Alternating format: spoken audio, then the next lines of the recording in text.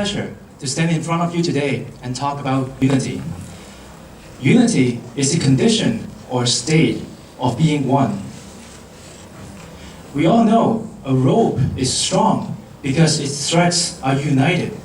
We cannot break it unless the threads are separated. Hence the saying, in union there is strength. Historically, we have been defined by our differences.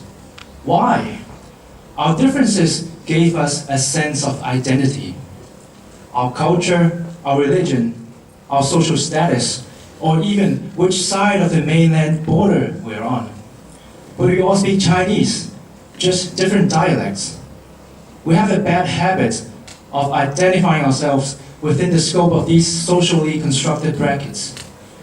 These differences can make us an individual, but can also unite us or divide us. Look around you. Our OC teams, our local chapters, or JCI at a higher level, or corporations or governments. All of these and many other organizations need unity in order to achieve the purpose, the goals, and the objectives that they are set out to reach. We need to unite ourselves. When I studied abroad and enrolled in a university of 7,000 engineers, there was a student organization for all of us from Hong Kong, about 100 of us. But nothing much was done, besides just hanging out and having fun.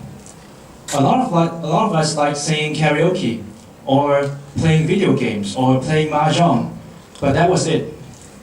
I felt that there were a lot more to be achieved by 100 healthy, educated students. So I stepped up and became the activities chair on my second year. And I was elected the president of the club by my third year. We immediately started issuing membership cards and negotiated for discounts at local supermarkets and restaurants.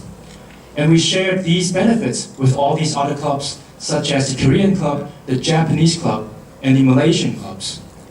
We also held international festivals where we invited local communities to come taste our food. So we cooked and sold what we were known for, fish balls and rice puddings. So after making hundreds of these rice puddings, Bujaigo has become my signature dessert. Fresh and homemade, anyone.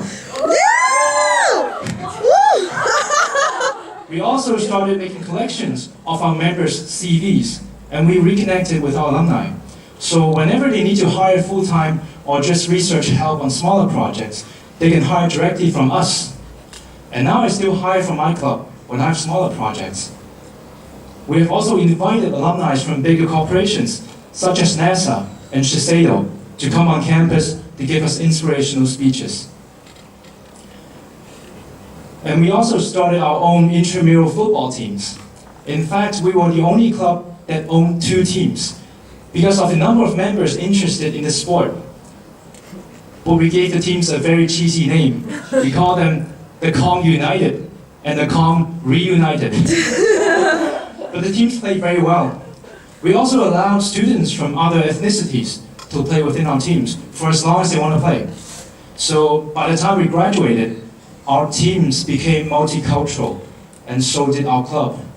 We still call the club the Hong Kong Students Association, but in fact, we were no longer just a Club Hong Kong. We became Club Ambitious. We no longer identified ourselves by our hometown, but by our common effort and common goals. And now fast forward to 2014, and we're looking at things on a much grander scale. Modern societies needs ecological sanitation. We're talking about reusing, reducing, and recycling waste and wastewater. We also need better education. We need softwares and distant learning tools to bring education to all. We also need better healthcare. Did you know that Bloomberg ranked our healthcare system among the most efficient in the world? We need other nations to have systems as efficient as ours, so people don't have to die on diseases like malaria. It's also what our Nothing But Nets initiative is trying to achieve. You send a net, you save a life. But it is obvious that no single person can address these issues. We cannot recycle waste or improve education or reform healthcare all by our own. Now, more than ever, it's important that we work on these issues together, as one nation, as one people. But we as a nation cannot succeed when only a shrinking few of us do very well, while most of the other ones are struggling to put food on our table. And that's why we all need to work together. We need to mobilize our caring power.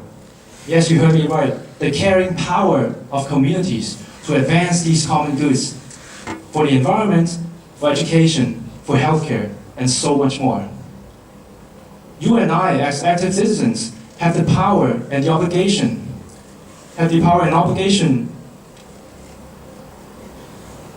You and I, as active citizens, have the power and obligation to set the course, not only with the votes we cast, but also with our voices, our actions, and our hard work. Look around this auditorium. We are all brothers and sisters.